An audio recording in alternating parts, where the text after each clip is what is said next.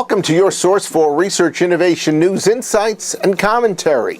This is your Research Business Daily Report, and we're sponsored today and all this week by Curiosity Insight Stream, a consumer insights company that helps clients derive deep human insights through social media listening. Our lead story today begins with Facebook's experiment with the emotions of almost 700,000 of its members a few weeks ago. It was the talk of social media and research circles for the weeks that followed. And it did leave a trail of unhappy Facebook users, and we'll get back to that particular issue in just a few moments. But this week, a free online matchmaking service known as OKCupid decided that it was time to come clean about its latest member experiment. OKCupid decided to impose picture outages of potential matches on some of its users.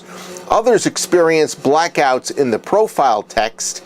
And in the case that has most people inside and outside of OKCupid in a dander, a small number of members received misstatements of mathematically calculated compatibility scores. For instance, there were members misinformed that a particular match had 90% compatibility for them, but in reality it was only 30%. And in the same way, there were OKCupid participants who saw a 30% compatibility with someone when in reality that was actually a 90% compatibility. OKCupid President Christian Rudder wrote on the company's blog about these tests and explained that they were important experiments, and said this was just the latest in a line that has been undertaken. Quoting Rudder, "If you use the internet, you're the subject of hundreds of experiments at any given time on every site. That's how websites work," he said, end of quote. But as the New York Times story also stated, OKCupid's actions illustrate the ease with which a website can manipulate users.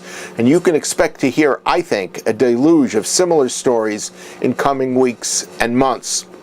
So privacy and everything around it has a new area of action. By the way, Microsoft Research investigated the depth of outrage at Facebook now that some time has elapsed since that experiment was disclosed.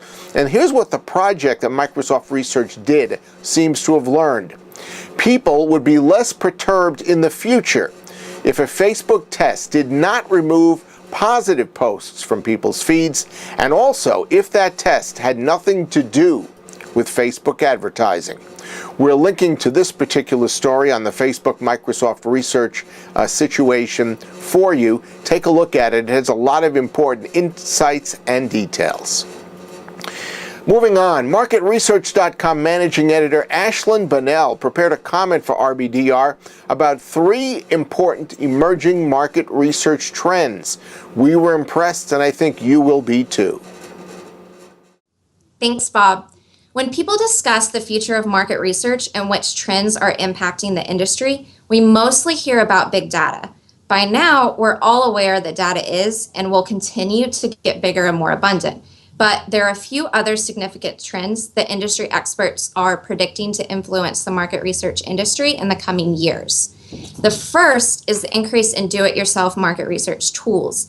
Many of the tasks traditionally performed by marketing services are now being taken over directly by the clients. And an increase in availability of tools like Google Consumer Surveys and others is making it more accessible for companies to conduct primary research. While companies will have more options, this certainly won't replace the necessity for syndicated market research, though. The next trend is the continuing shift from deliberate decision-making to consumer irrationality, which in turn makes it really difficult to predict consumer behavior. So it seems that market research is becoming less about predicting rationality or assuming that the past will repeat itself, and more about predicting the irrational. So by changing our view of the past to better predict the possibilities of the future. And then the other trend that's really gaining traction right now is an increase in consumer collaboration. Consumers can offer immense untapped knowledge and insight, so going straight to the source for collaboration can offer great benefits. Because of this, Industry experts are pointing to market research firms and providers as having a unique strategic advantage by having worked directly with consumers for ages. So to learn more, you can visit our blog at blog.marketresearch.com. I'm Ashlan Bonnell, and my 2 minutes are up. Thank you, Ashlan, for your time and that work. In case you didn't have time to write down that link that she presented, it's blog.marketresearch.com. And if you'd like to get in touch with Ashlan herself, her email is abonnell@marketresearch.com. That's your Research Business Daily Report, sponsored by Curiosity Insight Stream, a consumer insights company helping clients derive deep human insights through social media listening. We think you should check out curiosityinsightstream.com/case_studies so that you can learn what Curiosity has done for other clients so far and learn for yourself how it could be of some assistance to you. Have a great research day, a very profitable rest of your research week. I hope you have a great weekend, and we'll see you back here on Monday.